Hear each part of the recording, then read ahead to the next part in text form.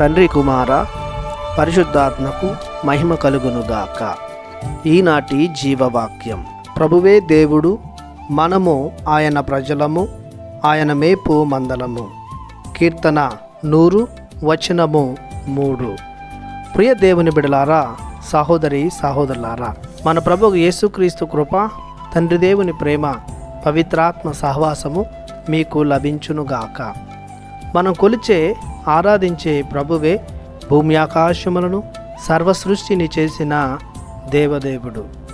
ఆయన సర్వాంతర్యామి, కాలాతీతుడు, అశరీరి, స్వయంభూ, అనాది, సకల మేలుల స్వరూపి.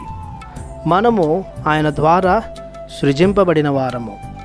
ఆయన పోలికలో, ఆయన ఆకారములో, ఆయన ఊపిరిని, ఆత్మను పొందుకున్న వారము. పాపాత్ములము, బలహీనులము. కానీ ప్రభువు తన అనంత కృప వలన మనలను తన వారిగా చేసుకున్నాడు. క్రీస్తు ప్రభుని మరణ ఉత్థానముల ద్వారా మనం క్రీస్తునందు విశ్వాసం చూపించి జ్ఞానస్నానం స్వీకరించడం ద్వారా దేవుని ప్రజలముగా మారాము. ఆ ప్రభువు తన ప్రజలుగా మనలను తన వాక్కుతో, తన దివ్య శరీర రక్తములతో, తన పరిశుద్ధ ఆత్మతో పోషిస్తున్నాడు. శారీరక ఎదుగుదలకు కావలసిన పోషణను, ఆధ్యాత్మిక పోషణను సమృద్ధిగా ఇస్తున్నాడు. చెడు, పాపం, చీకటి మనలో ఎదగకుండా తన అమూల్యమైన నీతిని, పవిత్రతను, మంచితనాన్ని మనలో వసింపచేస్తున్నాడు.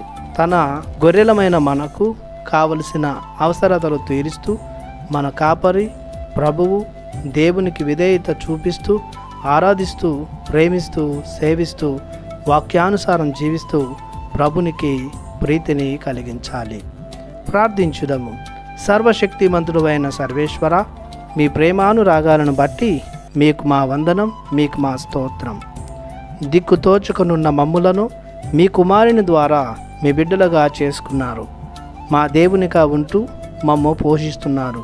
సదా మమ్ములను ఈ రీతిగానే పాలించి, ప్రేమించి మీతో ఐక్యమయ్యేలా దీవించమని యేసునామములో ప్రార్థిస్తున్నాము తండ్రి.